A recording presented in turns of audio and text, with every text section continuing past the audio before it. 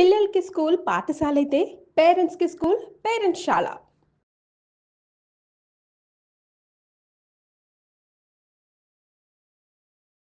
Welcome to Suman TV. Gut health అంటే ఇప్పుడు గట్టి హెల్త్ అని డాక్టర్లు ప్రపంచవ్యాప్తంగా చెప్తున్నారు. సో యాక్చువల్లీ గట్ హెల్త్కి ఎస్పెషలీ పొట్ట చుట్టూ ఉండే ఫ్యాట్కి ఏమైనా కనెక్షన్ ఉందా? గట్ హెల్త్ ఎందుకు పాడవుతుంది, దాన్ని ఎలా బాగు చేసుకోవాలి? మనతో పాటు ఉన్నారు అందరికీ సుపరిచితులు వి స్పార్కిల్ నుంచి Vineela garu, dietitian, fitness expert, motivational speaker and what not. Vineela garu welcome అండి. నమస్తే. నమస్తే స్వప్న గారు. సో గట్ హెల్త్ గురించి మీరు కూడా చాలా స్వయంగా పరిశోధనలు చేస్తుంటారు, అంటే మీ ఎక్స్పీరియన్స్లో dealing with so many things. అసలు గట్ హెల్త్ బాగుండకపోతే ఏమవుతుంది చెప్పండి? అంటే ఇప్పుడు నిద్ర ఎంత ముఖ్యమో గట్ హెల్త్ కూడా అంతే ముఖ్యం. ఇప్పుడు గట్లో మనకి గుడ్ బ్యాక్టీరియా లేకపోయినా, ఊరికే గ్యాస్ట్రిక్ ఇష్యూస్ వస్తున్నా, ఐబిఎస్ ప్రాబ్లం ఉన్నా, వాష్రూమ్ సరిగ్గా అవ్వకపోయినా we need to work on gut. అంటే బెల్లీ ఫ్యాట్ ఉన్న వాళ్ళకి గట్ మీద కంపల్సరీగా ఆల్మోస్ట్ వర్క్ చేయాల్సిందే. సో ఆ గట్ హెల్త్కి సంబంధించిన ఫుడ్స్ ఎక్కువగా ఇవ్వటము, ప్రోబయోటిక్స్ ప్రీబయోటిక్స్ మీద కాన్సన్ట్రేట్ చేయటము, వాళ్ళ రిపోర్ట్స్ని బట్టి మేము ప్లాన్ చేస్తూ ఉంటాం. గట్ గనక బాగోకపోతే ఆ లోపల గట్ లోపలంతా ఇన్ఫ్లమేషన్ వస్తుందండి. ఇన్ఫ్లమేషన్ రాగానే మనం ఆలోచన విధానం మీద చిరాకు, కోపము, ఇండైజెషను, వామిటింగ్ సెన్సేషను, ఇవన్నీ ఒక సైడ్ ఎఫెక్ట్స్ అనమాట. అండ్ గ్యాస్ట్రిక్ ఇష్యూ ఎక్కువగా ఎవ్రీడే ఉండటం వల్ల కూడా మనకి బెల్లీ ఫ్యాట్ వచ్చే అవకాశాలు ఉంటాయి. అంటే సో గట్ హెల్త్ ఇష్యూస్ ఉంటే మామూలుగా తిన్నది అరగదా, లేకపోతే ఏం జరుగుతుంది యాక్చువల్లీ బెల్లీ ఫ్యాట్ రావడానికి కనెక్షన్? గుడ్ బ్యాక్టీరియా కనుక మనకు అక్కడ లేకపోతే ప్రోబయోటిక్స్, ఇన్ఫ్లమేషన్ పెరిగిపోతుంది.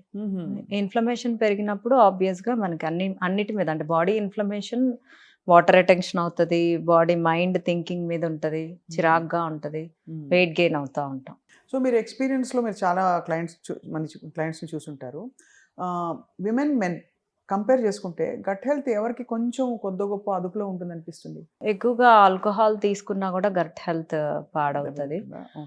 అది మనం యూ కాంట్ మెజర్, అంటే లేడీస్లోనా జెంట్స్లోనా అనేది.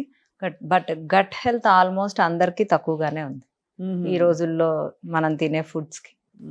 వీఆర్ నాట్ టేకింగ్ అన్ని మనం కేటగరైజ్ చేసుకొని తీసుకోము. గుడ్ ఫుడ్స్నే తీసుకోవాలని లేదు. మనకుండే వెరైటీస్కి processed foods, ultra processed foods, means sugary foods, ఇవన్నీ ఎక్కువ తీసుకోవటం వల్ల మన గట్ హెల్త్ మీద పడుతుంది. సో ఎక్కువ అంటే మీరు ఒక బెంచ్ మార్క్ పెట్టుకుని మీ క్లయింట్స్కి ఇస్తారు కదా అడ్వైజ్. నేను చాలామంది చెప్పగా విన్నాను, నువ్వు 3 మీల్స్ తింటే రోజుకి 2 మీల్స్ బాగా తిను, ఒక మీల్ కొంచెం అటు ఇటైనా పర్లేదు. సో వినీల గారి అడ్వైజ్ ఏమిటి? మనం చేసే పనిని బట్టి మనం ఎన్ని క్యాలరీస్ తీసుకోవాలి, మన మెయింటెనెన్స్ క్యాలరీస్. ఈ రోజుల్లో మనం ఏమి పనులు చేయము, నడము, వర్కౌట్స్ లేవు, మన బాడీ మెటబాలిక్ రేట్లు లో ఉంటున్నాయి. ఆ మెటబాలిక్ రేట్లు కూడా మనమే పాడు చేసుకుంటున్నాము. Because we don't do exercise, we don't do much fastings. అవును. సో మెటబాలిక్ రేట్ లో ఉన్నప్పుడు మనం తీసుకునే క్యాలరీస్ని ఇంకెంతకంటే తినకుండా ఎలా ఉండను అంటే, మీ పూర్ మెటబాలిక్ రేట్ ఉన్నప్పుడు మీరు అన్ని క్యాలరీసే తీసుకోకపోతే you will increase your weight. అంతే కదా. అండ్ మీరు షుగర్, ఇప్పుడు చాలా మంది చిప్స్, జంక్ ఫుడ్ తింటూ నాకు ఇంకా ఆకలేస్తుంది అని తింటా ఉంటారు. అంటే అవి తక్కువ తినాల్సినవి తింటే ఆకలేదు.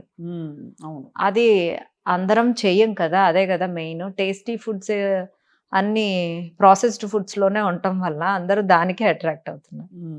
సో అందుకనే నా ఫుడ్స్, ఎస్పెషల్లీ నా డైట్లో వంటకాలన్నీ ఆల్మోస్ట్ బాగుంటాయి. సో వంటకాలన్నీ రెసిపీలు మీరే చెప్తారు? నేనే చెప్తాను.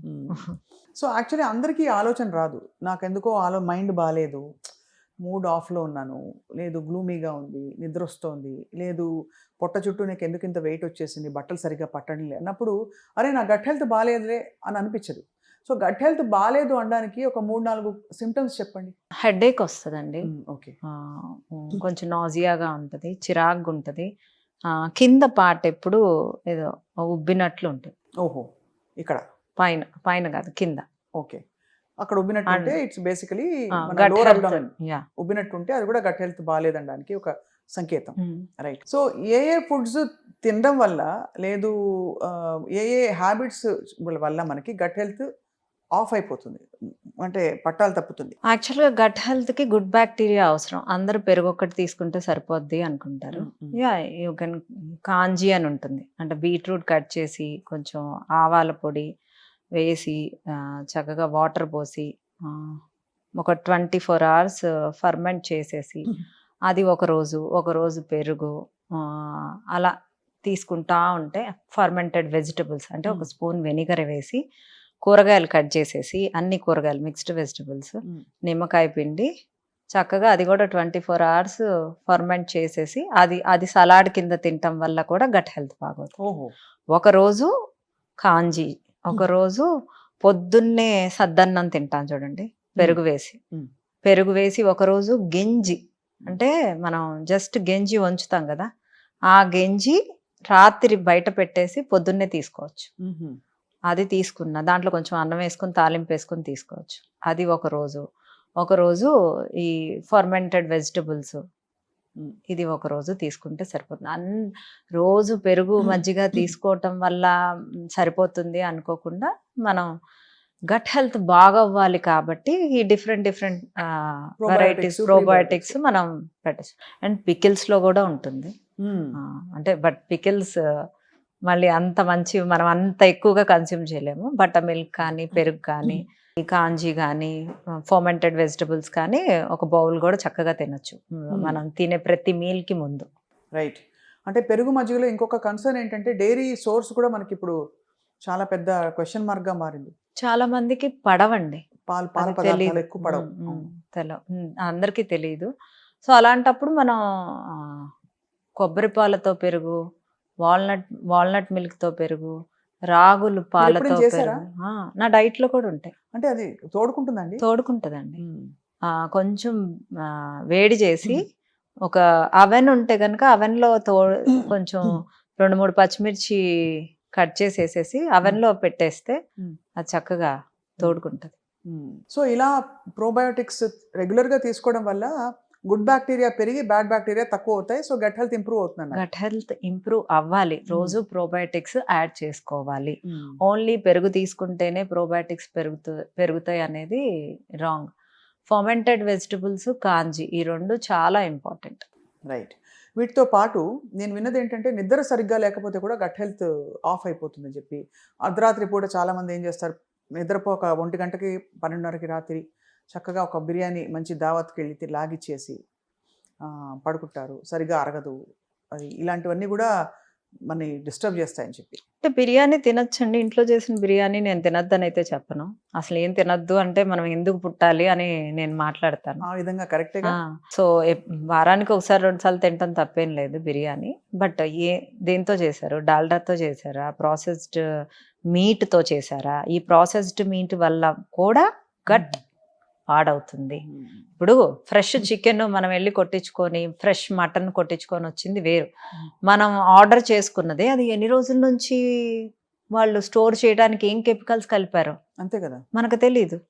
అంత ఫ్రెష్గా ఎలా వస్తుందా? ఇప్పుడు మనం స్విగ్గీస్ వీటిల్లో ఆర్డర్ పెట్టుకున్నాం అనుకోండి, అది ఫ్రెష్ మీట్ అనే ఎలా అవుతుంది? అందుకనే మీట్ తినాలి అనుకున్న వాళ్ళు వెళ్ళి చక్కగా తెచ్చుకుంటే అదొక healthy way. So processed meet అయినా డేంజరసే, అందులో ప్రోటీన్ ఉన్న ప్రాసెస్డ్ మీట్ మనకు మంచిది కాదు. ఓహో.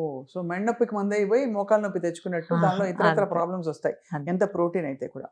సో ఈ కంజీ ఇవన్నీ తాగడంతో పాటు మనకి యాపిల్ సైడర్ వినిగర్ చాలా విత్ మదర్ అనే ఉండే అది చాలా దాని గురించి ఎక్కువ చెప్తారు. ఏంటండి యాపిల్ సైడర్ వినిగర్ బెనిఫిట్స్ మీ ఎక్స్పీరియన్స్ లో చెప్పండి. అంటే అసలు వెనిగర్ పడే వాళ్ళకి అసలు చాలా వరకు ఇన్సులిన్ స్పైక్ అనేది లో చేసేయచ్చు. అసలు గట్టు కూడా చాలా బాగా అవుతుంది. ఏ మీల్ ముందైనా ఒక 1 hour కానీ 40 minutes ముందు 1 tablespoon Apple cider vinegar mother ఒక గ్లాస్లో వేసుకొని తీసుకుని ఆ డే మొత్తం గమనించండి. పొట్ట డిస్టర్బ్డ్గా ఉందా ఆపేసేయండి, లేదు ఐఎమ్ ఫీలింగ్ హ్యాపీ అని అంటే you can continue for almost 2 to 3 months. మళ్ళీ 1 month బ్రేక్ ఇచ్చి మళ్ళీ 2 to 3 months. కొంచెం హార్ట్ లో అలాంటి మంటలా వస్తే ఆపేయాలండి. ఆపేయాలి. పడలేదని అర్థం. నిమ్మకాయలు కొంతమందికి పడవు, బట్ నిమ్మకాయ అన్హెల్దీ కాదు కదా, చాలా మంచిది. That's what. ఇప్పుడు కొంతమందికి చియా సీడ్స్ పడవు, వాళ్ళు సబ్జా సీడ్స్ వాడమంటాం. మీకు పడందేదో మీ బాడీయే మీకు ఇండికేషన్ ఇస్తుంది. ఇప్పుడు మా Apple cider vinegar heart burning వస్తుందంటే ఆపేయమంట. ఒకళ్ళకి రాదు, వాళ్ళకి బాగుంటది, వాళ్ళని వాడమంట. చియా సీడ్స్ కొంతమందికి పడవు, అవి వద్దు, సబ్జా సీడ్స్ వాడమంట. లెమన్ పడదు, ఉసిరికాయ వాడమంట. అది కూడా పడదా, సి విటమిన్ ఏమన్నా క్యాప్సూల్స్ చెప్పరించండి, సి విటమిన్ ఇంపార్టెంట్ అంట. నేను ఇంకేం చేయగలను చెప్పండి? అంటే మీకు పడనివి హెల్దీవైనా మీకు పడనివి మీరు పక్కన పెట్టాల్సిందే. మీకు పడేవి ఏంటి అనే దానితోనే మనం మోడిఫై చేసుకుంటూ వెళ్ళాలి. సో అయితే మరి మొత్తానికి ఈ ప్లానింగ్ అన్నది ఎలా చేసి పెట్టుకుంటే బెస్ట్ అంటారు? గట్ హెల్త్ని అదుపులో ఉంచుకోవడానికి, బాగా ఉంచుకోవడానికి ఈ వారం నేను ప్లాన్ చేసుకోవాలంటే 1 2 3 4 5 ఏవి రెడీ చేసి పెట్టుకోవాలి? ఒకరోజు గంజి అన్నము, ఒకరోజు కాంజీ వాటరు, ఒకరోజు ఫర్మెంటెడ్ వెజిటబుల్స్, ఒకరోజు పికిల్, ఒకరోజు బటర్ మిల్క్, కర్డ్. అలా చక్కగా కర్డ్ రోజైనా తినచ్చు. ఇలా చక్కగా ప్లాన్ చేసుకుంటూ ఉంటే అసలు అంటే రోజు మనం పప్పుచారు అన్నం తింటున్నాం అనుకోండి, 2 సంవత్సరం నుంచి నా లెక్కకి పప్పుచారు అన్నం టేస్ట్ తెలియదు. So you give different kind of probiotics. అంతే కదా, దట్ ఈస్ మై టెక్నిక్. అదే టెక్నిక్. కొంచెం డిఫరెంట్ కైండ్స్ ఆఫ్ ఫుడ్స్ ఇవ్వడం వల్ల మనకి వెరైటీ ఉంటుంది, బాడీ కూడా రియాక్షన్. సో ఇది ఎన్ని రోజులు చేస్తే మనకి కొద్దో గొప్ప మనకి బాడీ మళ్ళీ అసలు ఎందుకు ఆపేయాలి అని ఆపక్కర్లేదు, బట్ మనకి మోటివేషన్ రావడానికి ఇంకా కొంచెం మీ ఫేస్ బాగుంటది, మీరు ఎనర్జీగా ఉంటారు, మీకు టమ్మీ తగ్గుతుంది, గ్యాస్ట్రిక్ ఇష్యూ ఉండదు, will feel happy. So that is what brain కూడా బాగా చక్కగా పనిచేస్తుంది, షార్ప్ గా పనిచేస్తుంది, బ్రెయిన్ ఫాగ్ అంతా పోతుంది. అలాంటప్పుడు వాల్నట్ మిల్క్ తీసుకుంటే మంచిది, బట్ కౌంట్ ద క్యాలరీస్. అంతే, వాల్నట్ మిల్క్ లో క్యాలరీస్ ఎక్కువ ఉంటాయండి. డ్రై ఫ్రూట్స్ అండి, అయినా కూడా ఆల్మండ్ మిల్క్ తక్కువే ఉంటుంది కదా? లేదు, ఎక్కువ ఉంటాయి. ఎక్కువే ఉంటాయి. సో మరి ఆల్మండ్ మిల్క్ లాటే తాగితే కాఫీ, సో ఇట్స్ ఆల్మోస్ట్ అంతే క్యాలరీస్ వస్తాయి మనకి. హై ఇన్ క్యాలరీస్ అండి డ్రై ఫ్రూట్స్ అని. ఇంకా లాస్ట్ ఆఫ్ కోర్స్ ఈ క్వశ్చన్ గట్ హెల్త్ గురించి తప్పకుండా అడగాలి. కాఫీ, టీ ప్రభావం గట్ మీద ఎలా ఉంటుంది? బికాస్ చాలా మందికి తేనుపులు వస్తాయి, కాఫీ తాగగానే కొంచెం బర్నింగ్ వస్తుంది. చాలా మందికి అసలు 2 cups బ్లాక్ కాఫీ అద్భుతం అని చెప్పి కొంతమంది పెద్ద పెద్ద డాక్టర్లు చెప్తున్నారు. సో ఏంటి అసలు ఈ కనెక్షన్ ఏమిటి? దాన్ని మనం లాక్టోస్ ఇంటాలరెన్స్, ఇది అందరికీ తెలిసిన విషయమే. మనకు బేబీ పుట్టినప్పుడు కూడా మనకు ఒక 2 సంవత్సరం రోజులు పాలు వస్తాయి, తర్వాత ఎందుకు ఆగిపోతాయి? బేబీకి పాలు అవసరం లేదు. కాల్షియం మీకు రాగుల నుంచి, నువ్వుల నుంచి, పెరుగు నుంచి కూడా వస్తుంది. పెరుగు కూడా పర్లేదు.